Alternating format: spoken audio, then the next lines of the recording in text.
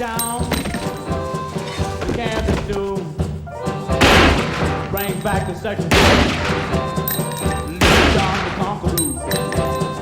My man. The Sopranos is a show about the mafia, but more than that, it's a show about modernity and the shifting role of masculinity in its world. It's a show that traffics in stereotypes.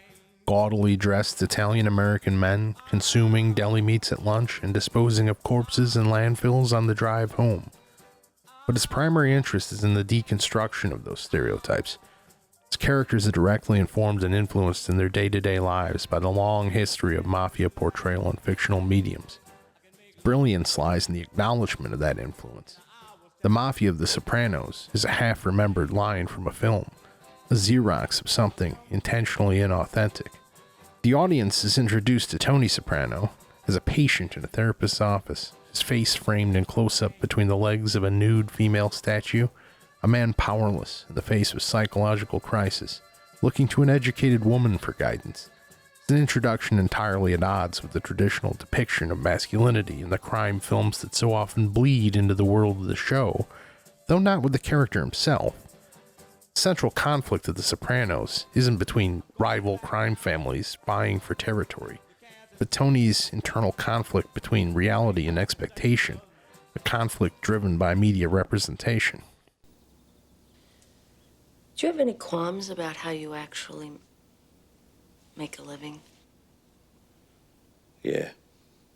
The beast in me. A casual fatalism permeates the pilot of The Sopranos. Tony laments that he came in at the end. The best is over.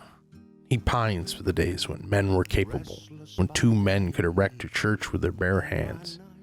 The waste management business just isn't what it used to be. Nothing is what it used to be. It's a sentiment that permeates American society, particularly in the age of television. We pine for a time when men were men and life was simple, a time that surely never existed, but remains immortalized in syndication.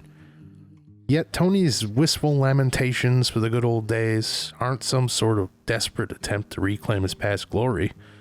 Tony's at his peak. He represents the now, and in his mind, the lesser, the end of something. Tony Soprano isn't what the mafia used to be, or rather, what it is in syndication.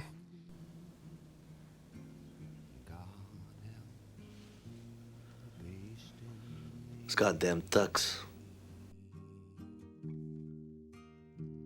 The inciting incident for Tony's panic attack was the departure of a family of ducks from his backyard pool. Tony believes that he's made a breakthrough by episode's end, equating the ducks with his family. His revelation fails to go much beyond that simple parallel, one quite at odds with what's been portrayed throughout the episode. Instead, we're being drawn to look at the ducks as the emergence of nature in this carefully constructed suburban facade, paralleling Tony's inability to continue to hide his own nature from those depending on him. No matter how many times he watches The Godfather 2, Tony isn't Michael Corleone. The cinematic depiction of the mafia boss has become a funhouse mirror. He's expected to father not one, but two families, to be stoic, wise, supportive, strong, and most of all, to provide.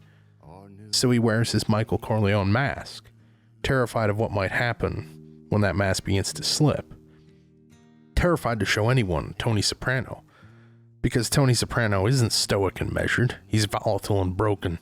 He's not the consummate family man. He's a philanderer whose seething hatred of his mother is a catalyst for his crippling anxiety. The dread looming over Tony's psyche is simply recognition that the mafia's codes, traditions, and honor can't mask what it really is, what he really is. A murderer in a suit is a murderer nonetheless. Let me tell you something. Nowadays, everybody's got to go to shrinks and counselors and go on Sally Jesse Raphael and talk about their problems.